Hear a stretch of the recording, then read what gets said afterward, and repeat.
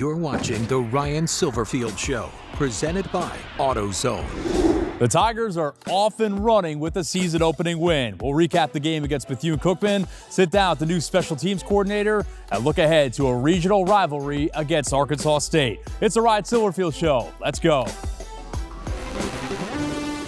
The game is on. The Ryan Silverfield Show is presented by AutoZone. When you've got car trouble, you want help from number one. So if you've got a battery problem, head to AutoZone, America's #1 battery destination. Get in the zone, AutoZone. And by Conway Services, the official HVAC partner of Tiger Athletics. Chick-fil-A, we didn't invent chicken, just the chicken sandwich. RJ Young, technology solutions that power your business. Tennessee Lottery, turning dollars into dreams.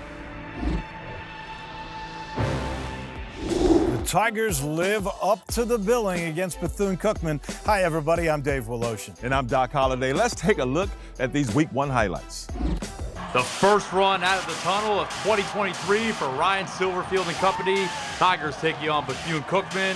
First drive of the game was nearly flawless. First touchdown of the season goes to one of the transfers. Blake Watson powers in for his first TD in a Memphis uniform. 7-0 home team. Tigers up 10-7 in the second, going forward on fourth down inside Bethune territory.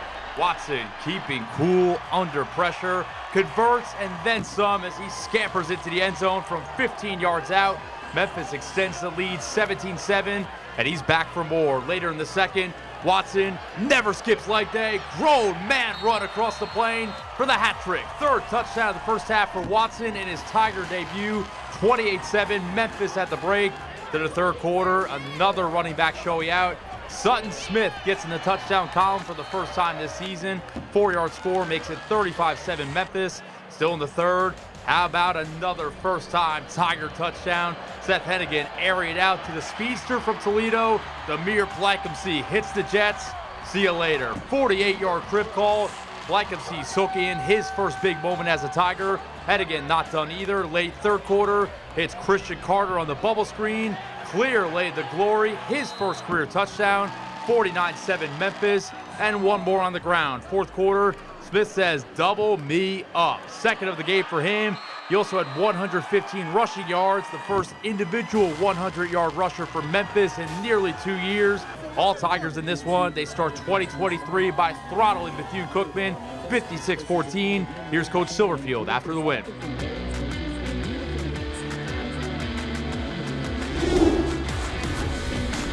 Look, happy with the end result, but a ton of stuff we got to work on. And it starts with me. I didn't do a good enough job preparing our offense for things that we were going to see defensively. They played things I had no idea about. They also started a quarterback that wasn't listening. They're too deep, but no excuses. I've got to put us in the right situations offensively to go out there and execute. Pleased to get some statistics in the run game.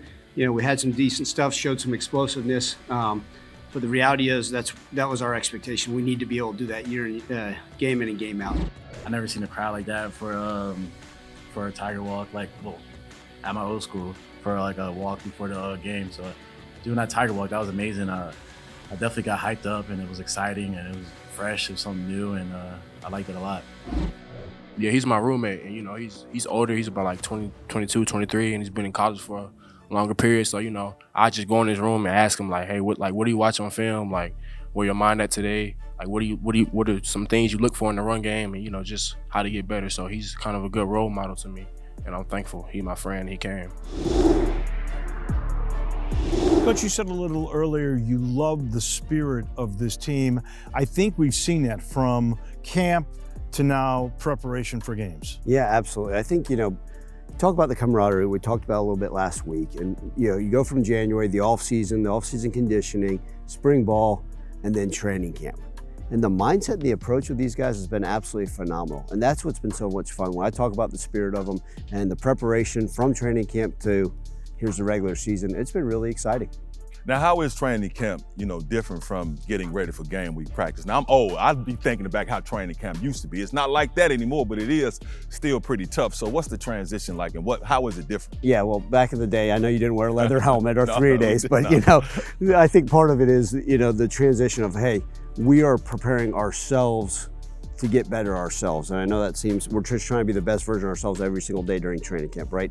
We're putting in the scheme, we're going out and executing, and we're beating the heck out of each other really for almost a month. And as you get closer to the season, all right, now the preparation comes for the opponent. And that's what's exciting, right? Look, I'm one of those few guys that absolutely loves training camp. I know the players are ready for game week to occur and go and get those things started. But I think part of it is, hey, how do we get ourselves better? Let's get the basic fundamentals. Let's install the scheme. And now, come game week, how do we put that scheme into focus on an opponent? And look, all season, you still want to look at yourselves, make sure you're doing the right self-scout, make sure you're getting better.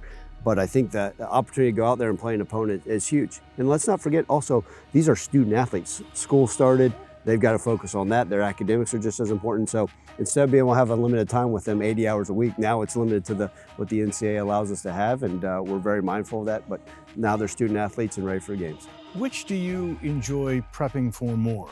Putting the team together, which you've done, or now looking at the opposition, looking at strengths, weaknesses, and figuring that out with your team? Look, there's a lot of joy in both. I think putting a team together, especially this day and age with a number of new faces, getting to learn them, getting to challenge them, getting to push them, those aspects of football I truly enjoy, and they're different than they were 10 years ago. So you enjoy putting that team together and seeing what you're all about and getting a feel for them. But then there's something about strategizing, right? Now all of a sudden we're playing the chess match, right? Getting to understand, okay, let's sit up there. I love watching film. Let's watch 70 hours of film. Let's figure this out. Let's put our pieces of the puzzle together, figure out how we can go out there and be victorious. Now, we can plan all week, we can prep all week. We've got to go out and execute it on Saturdays. Now you have, during camp, you have people fighting for competition and they still know what's up in the air. The coaches, a lot of times, you all know who's going to be starting as far as their depth chart is concerned, but now you have to reveal and then release it. You know, how is that getting the team together and putting in place and letting them know who's going to be one, who's going to be two, who's going to be three, so they can know their role? Yeah, I think that's important, right? We do. We rotate guys all throughout training camp so nobody gets comfortable. Hey, it may have been a guy that was a 2-year starter, and all of a sudden they go into practice one day and they're the backup. They say, what the heck? Well, I think that's one of those things. We got to continue to push that. And as we get closer to the season, as the season starts, right, guys are pretty solidified in their starting job. Now, injuries occur. Guys play better, guys will show up. We've got guys on the scout team that will end up starting in the season later on. That's just the nature of it, but I think just constantly challenging them. And our players have had a good understanding. We're very transparent with our young men and saying, hey, listen, here's what you need to do. Or if a guy says, Coach, I don't understand why I'm third on the depth chart. Well, come here, let's watch film and I'll show you exactly why you're where you are right now, but that doesn't mean you can't move up the depth chart as the season progresses. Let's go behind the scenes with Special Teams Coordinator Chris White. You might have to give the fans a dissertation on your daily routine, like what really happens behind the with scenes. The specs, yeah. What are they doing like you do that? I don't know. It's gonna get bleep, bleep, bleep, bleep, bleep. Competing right out the jump, man. Compete right out the jump.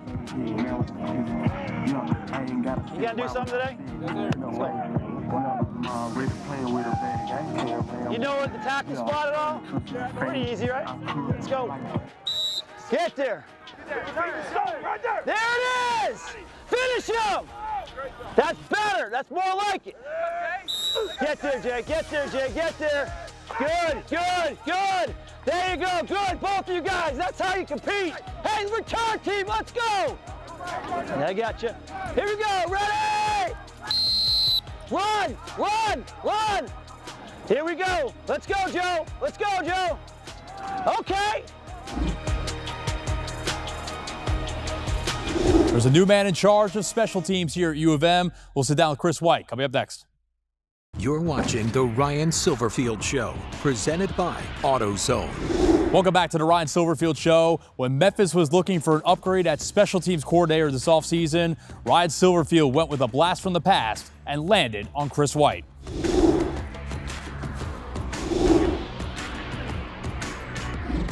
Chris White, new special teams coordinator here at the University of Memphis. Welcome to the 901. How has your time here treated you so far? It's been great. You know, just it's been a whirlwind since January, but we've been on the run from recruiting to spring ball. You know, and the whole month of June's been absolutely nuts with OTAs. But training camp's been great. I'm not really used to this heat, so you know, that was a big change for me. So how did White land at Memphis? Well, he and Ryan Silverfield go way back. They were on the same coaching staff with the Minnesota Vikings for 4 years. You know, we've always talked about one day working together again after the Vikings experience, and, you know, we had a great experience there with some great teams, and just happy for him that he's become the head coach here, and, you know, the opportunity presented itself this season, and, you know, we always, you know, talked about it, and I'm so glad I'm here with him. Ironically enough, his first job in coaching came with the Tigers' first road opponent this season, Arkansas State, where he was a grad assistant and quarterback coach. That'll be the first time I've been back to Jonesboro since 90. Really, the memories of Ray Perkins, that used to be the head coach of the, you know, the Alabama and New York Giants, Tampa Bay Bucks. His son was the video coordinator at Syracuse when I was the GA there, and so I got to meet Coach Perkins there, and he gave me my first job there, and, you know, it was a great opportunity to coach the quarterbacks at the time. So by my count, and correct me if I'm wrong, you've got coaching at a high school, 2 NFL teams, and now this is your 10th collegiate program under your belt. How do you sum that journey up? Well, my wife is not very happy with all the moving, so, but pretty good at picking out movers and things like that. But, you know, it's just one of those things. You know, had a good run at Syracuse at 8 or 9 years, but then opportunities came in the NFL, and then, you know, had a great opportunity at Iowa, and then one of my best friends became the head coach of the Detroit Lions, and that didn't really work out for a couple of years. And then, so from then on, it's been just like Michigan, Buffalo, and then now here with Ryan, and hopefully this will be a longer stint than the other ones. So you have worn a lot of different hats, but you have had a lot of special teams coordinator jobs along that journey. What do you like about this role? The biggest thing is just getting your hands on the whole team, you know, and the solidifying the whole culture that Coach Silverfield's trying to build here, right? And just being another extension of the head coach. And that's always been, for me, the most enjoyable part. You get to deal with the guys from the D-line to the defensive backs, the wide receivers, the running backs, the tight ends. You get the whole team. You know, have team meetings in front of those guys, and, you know, you just get to mold the culture. What makes a good special teams coach? Well, you just got to be yourself, you know, for one. I think that's anything with coaching. You know, you have to stay up with the game and the rules and, you know, all those things. But I think just, it's like any coach, I think really in special teams, it's more fundamentals than anything. You know, we have this thing called the TFL. We call it the Teams Football League, and we broke the team up into 6 teams. We had these games in spring football where we tried to simulate, you know, kickoff versus kickoff return, you know, punt versus punt return, and made it competitive. And really, that's the biggest thing. Every drill that I try to create is to create a competitive environment. You can teach a guy to tackle within a tackle box, but like trying a guy to find the football for one, and then get off a block and then track the ball in space is really hard to do. Trying to teach them how to cover and leverage the ball properly. Contrary to what some might think, scheme does make a difference in special teams. You ask someone, what do you do on offense? Well, we run the inside zone, we run the outside zone, we pull, you know, we run a counter play.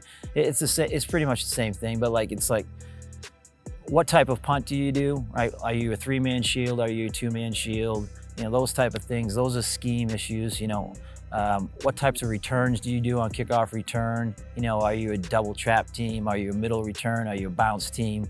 You know, so those are the things that, you know, as you try to scheme coaches up, you know, those, and then trying to block a punt, trying to figure out what the weaknesses of their punt protections are, and, you know, just go from that. So that's what we do on a weekly basis. What defines the season as successful for your unit? My goal is to be the best special teams coordinator every Saturday or Friday night for Memphis. You know, if I'm the better special teams coach that day with our unit and our players, then I'll be happy. I don't care where we are statistically in college football, as long as, you know, Tigers win and we do our job. I think that's my goal.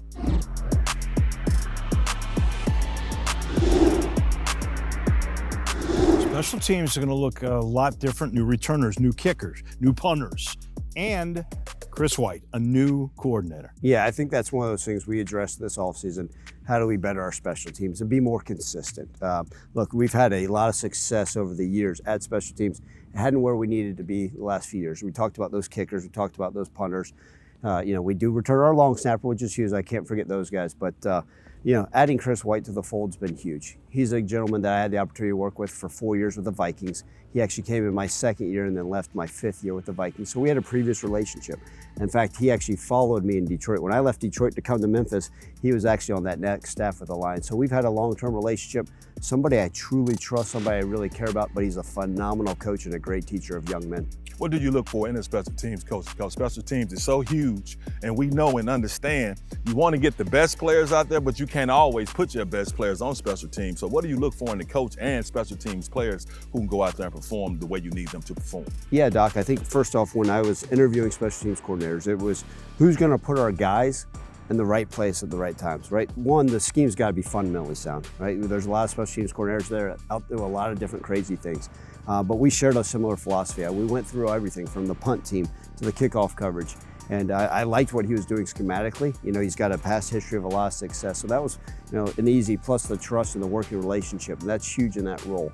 And then you look at the players, right? You're exactly right. You don't want a guy that maybe you're starting running back playing on all 4 phases of special teams, because that may be added extra 30 snaps. So you try to find those guys. So some of those are starters. We always say you're not going to be more than a 2-phase starter on special teams. If it's a significant contributor that may be getting 80 plays a game as a starting safety, a guy like Simeon Blair, who we have high expectations for, well, hey, guess what? We're going to put you only on the punt team, and that's where you're going to be, and that's where you're going to have success. Now, you need to understand the rest of special teams, but we're also going to wear your tail out and make you get over 120 snaps a game. People forget special teams is literally a third of the game. How much time for practice do you allot for that? Yeah, so we take actually a third of meeting time, and then we allot almost a quarter of practice just for special teams. And we have a special teams coordinator, Chris White, but every one of our coaches is involved. And I think that's important because when we have a special teams meeting, it's not like it's just Coach White and all the players. All of our coaches are involved. They may have to, Coach Clark coaches the left gunner, right? Coach Smith coaches the return guy. So we're all involved. We're in there. We're game planning it together. Obviously, he puts together the final scheme and what we want that thing to look like. But on the field, we're all involved, and I think that's as important as anything we do. It's just a 70-mile trip for the first road game of the year. We'll preview Arkansas State. Coming up next. You're watching The Ryan Silverfield Show, presented by AutoZone. Let's take a look at the AutoZone road ahead. First road game of the year is going to be in Jonesboro, 6 o'clock. Arkansas State and Butch Jones. I know you're ready for that. Yeah, absolutely. Look, this is one of those storied rivalries we actually talked about even before I came to Memphis. And it's great that we were able to get back on the docket. You know what's great? Our fans can travel over there. I'm expecting to see a lot of blue out there in that stadium, filling it up and cheering loud and proud for their Tigers. It is one of those deals where we're staying in town. We'll bus over the afternoon of the game, but we're quite excited. We know what this game means. It's the next one on the docket, and it's going to be a heck of a challenge for us. With Arkansas State, there used to be, still like a recruiting battle. I know when I was here, they were recruiting me, and we got into a huge fist fight with them in '92 at the Liberty Bowl. So just talk about how important it is, to face Arkansas State. But not only that, this is a win that you really want to get. Yeah, I think anytime it's the second game, it's our first road game of the year, so that's going to be different for us. But also, right, any team you play regionally, sometimes you are recruiting against them. Obviously, hopefully we win all those recruiting battles, but with them being not too far down the road, it's an important one as ever. That was tonight's AutoZone Road Ahead. AutoZone, America's #1 battery destination and official sponsor of Tiger Athletics. Get in the zone. AutoZone. That road to Jonesboro can sometimes be adventurous. We'll put a wrap on this one in just a minute. You're watching The Ryan Silverfield Show, presented by AutoZone. Thanks so much for watching. Next week, we will preview Navy. We'll see you Sunday night. The Ryan Silverfield Show is presented by AutoZone. When you've got car trouble, you want help from #1. So if you've got a battery problem, head to AutoZone, America's #1 battery destination. Get in the zone. AutoZone. And by Conway Services, the official HVAC partner of Tiger Athletics. Chick-fil-A. We didn't invent chicken, just the chicken sandwich. RJ Young. Technology solutions that power your business. Tennessee Lottery. Turning dollars into dreams. This copyrighted telecast is an exclusive presentation of Learfield under the broadcasting rights granted by the University of Memphis. Reuse of this presentation is prohibited without the expressed written consent of the University of Memphis and Learfield.